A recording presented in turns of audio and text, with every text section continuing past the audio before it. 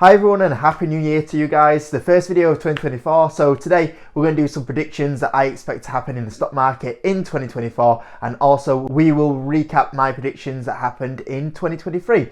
Now I'll just say this as a disclaimer, as always, these predictions are to be taken with a pinch of salt. Obviously 12-month predictions in the stock market, anything can happen in the stock market, so it is a bit of fun. The only way you're going to make a lot of predictions right in the stock market is having a crystal ball, which none of us have. And as well as that, just like how I did last year, I'm going to make these predictions quite tricky predictions. So I'm not just going to say, oh, the stock market will be green this year, the stock market will be red this year. I'll try and give you like an actual percentage on what these movements are going to be. So with that kind of detail on a lot of these predictions, it does make it a little bit harder for me to get them right. But hey, it's a little bit more fun than just saying it's going to be green or red, isn't it? So let's get started on what my predictions will be for the stock market in 2024. So a recap of 2023's predictions. So the first one was the S&P is going to be green, which was against what a lot of people were saying in the stock market. I think I was one of the only YouTubers on here to say that we're going to have a green stock market.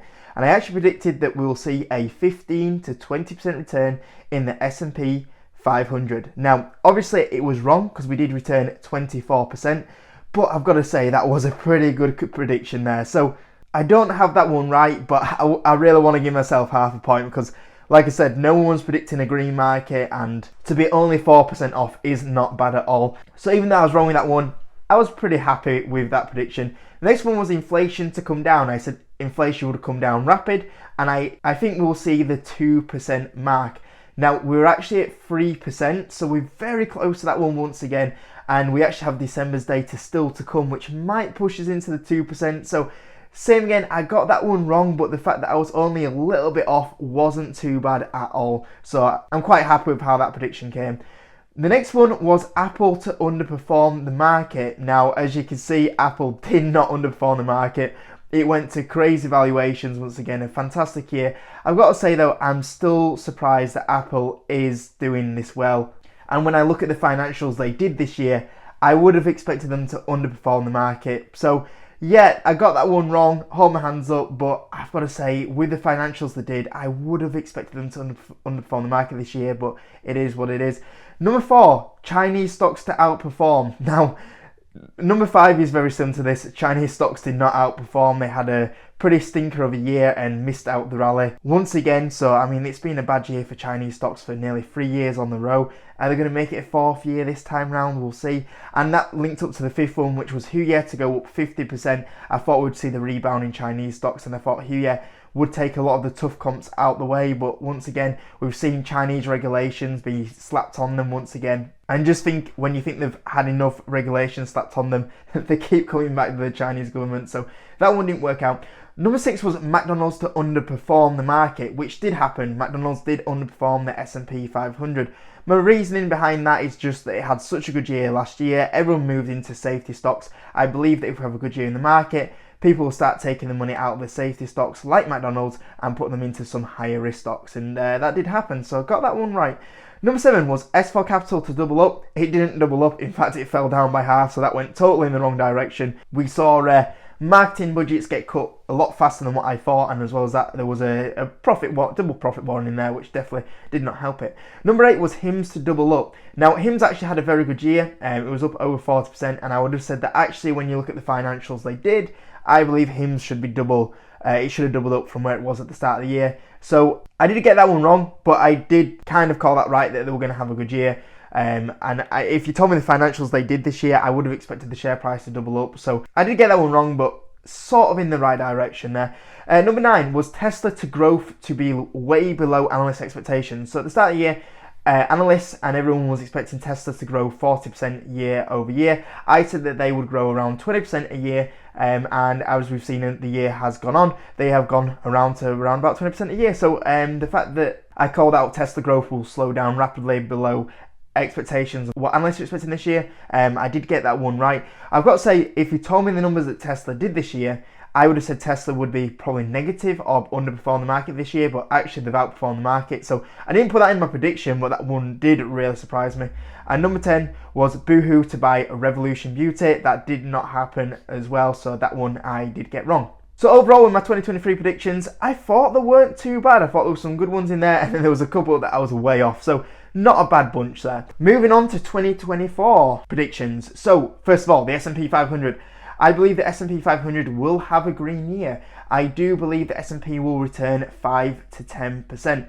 The reason behind that is it's been a tricky one to predict because there's so much going on. We've got election years, we have historically what happens after such a good year, we have the potential of interest rate cuts. So it's been a lot harder to predict what the S&P could do this year. And obviously you've got the events that could happen out of nowhere, the black swan events. They, as we know in the last kind of few years, they can definitely happen. So yeah, I am going with a 5 to 10% return on the S&P 500, which would be around about the average return of the S&P 500. I think we'll have a good year, but not as good as the year that's just gone. Number 2, not really a stock market prediction, but a stock market content prediction. I actually predict that a lot of the YouTube hypesters will return this year. So we saw last year, or should I say 2 years ago now, 2022, we saw a lot of the people that were pumping up stocks in 2021. 2022, they all kind of quit the market. 2023 has been a good year. I expect that if we do have another good year in the market, we will see some of the people that hyped up stocks in 2021 will return and do content on the YouTube scene, which is probably not a good thing, but hey. 3 and 4 are actually political ones this year. So number 3 is a US political one. Obviously we have, I think it's around about 80% of countries having an election year next year, or this year should I say, still adjusting to that. So I thought we'll throw a few political ones in here because obviously the stock market will move off these news stories. So the US political one is on Donald Trump. I think that if Donald Trump is allowed to run for president, he will win the election. Now, I am unsure if he will be allowed. I would actually say I don't think he will be allowed to run for the election. But if he does, I actually think Trump will come president this year. I think Biden will obviously take a lot of the blame for inflation and a lot of unrest about certain situations that are going on in the US. So we'll see what happens there. The next one's the UK political prediction, and that is that we'll have a UK election in November or December. So we will get a winter election. The reason behind that is that the Conservatives will want to leave it as late in the year to try and bring the inflation down, and also for interest rates to come down and go, hey, look, we solved it. So I think that's why they'll bring it forward in November or bring it back to November, December, which we don't normally get a winter election. I'm not going to throw this in here because so much can change in that time to November, December. Sometimes they can leave the microphones in the car when they're doing all the build up to the election. But my actual prediction at the moment is that we'll actually get a hung parliament. So we'll see what happens there. Number 5, and this is probably expected when you look at the moves that I'm making in the market this year,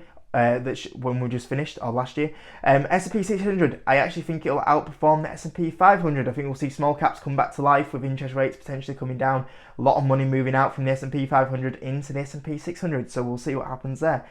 Number 6, I'm bringing it back. Apple to underperform the market. I know I put it in this last year, but I feel like this has to underperform the market soon. We'll see what happens. Number 7, S4 Capital will double. I know I put it in last year, but I think at some point, if they can get this right, it has to go back up to how low it is. We'll see what happens there. Number 8, InMode.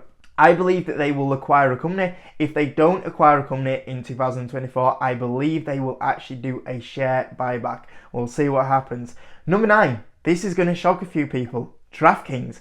DraftKings does not go up more than 30% next year.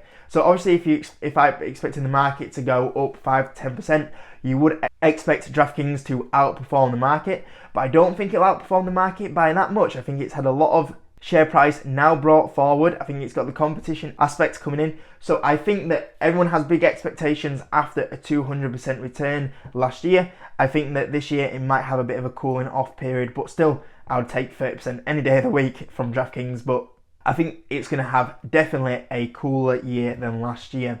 Number 10, PayPal. I believe PayPal will finish the year above $90. I think people will start waking up to that profitability. I think Alex Chris will start doing a banging job at PayPal, and I think few people will go, oh, that was the meta of this year, and I think few people will start buying back into PayPal, so we'll see what happens there. So those are my 10 predictions for 2024. Let me know in the comment section any predictions you have. Let me know what you think the S&P will return next year. And apart from that, hit the like button, subscribe. We're nearly at 15,000 subscribers. Keep subscribing, we're nearly there. And thanks for watching, guys, and I'll see you in a bit.